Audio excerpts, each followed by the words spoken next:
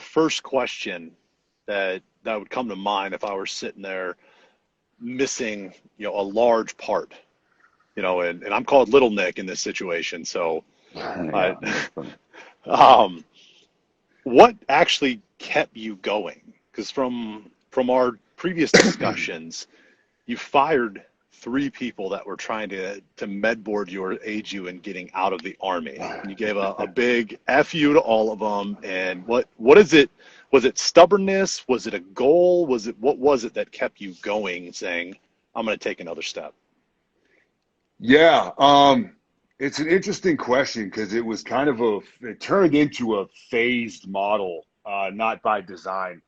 The early stages of it, right? So I'm in the hospital, I'm in the intensive care unit, and I'm pretty much whacked out of my mind for 6 weeks. Once I get into inpatient status, I'm still going through surgeries 3 times a week.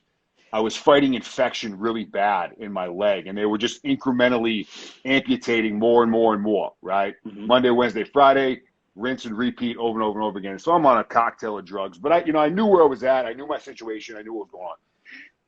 From the very beginning, from those moments, it was stubbornness and competitiveness is what drove me, right? Right. Um, no one was going to beat me. No one was going to dictate my future. I was going to live on my own terms. I was going to do what I wanted to do, and I didn't care who was in my way. They would be removed. I didn't care who was alongside me. It didn't matter, right? It was anger and frustration and stubbornness, and that was it. And I'm grateful for that because it got me through a lot of really hard times.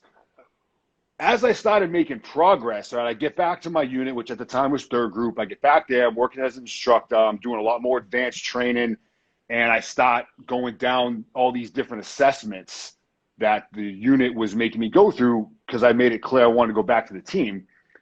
It was right around that time that I literally woke up in the middle of the night. I mean, in like a cold sweat. And I realized that it wasn't just about me, right? I was trying to go back to a team with 9 or 10 or 11 other guys. And although I wanted to be there more than anything, I mean, I was obsessed with it.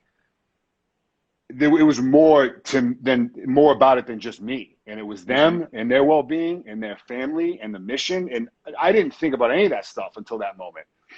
And the short version of the story is I sat down with who ended up being the team sergeant for the ODA that I went back to, which was my original ODA.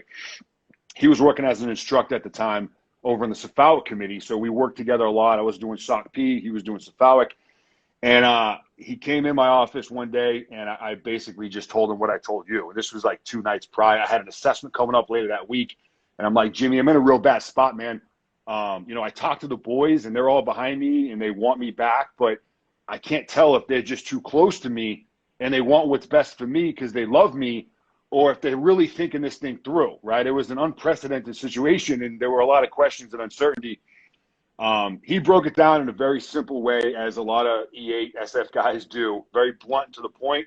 Um, and he was supportive of it, and it just reinvigorated me. So the point of that is it shifted from being about me and proving everybody wrong and proving myself right and that kind of shit to what was in the best interest of the guys. And as long as I was an asset to them, then that's what drove me. So that's what, and actually things kicked up a whole nother level when I started focusing on them and their well-being and their family's well-being. It makes it a lot easier to get up at 4 a.m. when the alarm clock goes off, when you need to go do X, Y, and Z for other people who are depending on you and their wives and kids, as opposed to my own ego. So Hmm. it was an interesting transition, one I'm grateful for on both sides. A lot of personal growth happened during that. And it kicked things into overdrive. So I was able to get through the things I needed to do.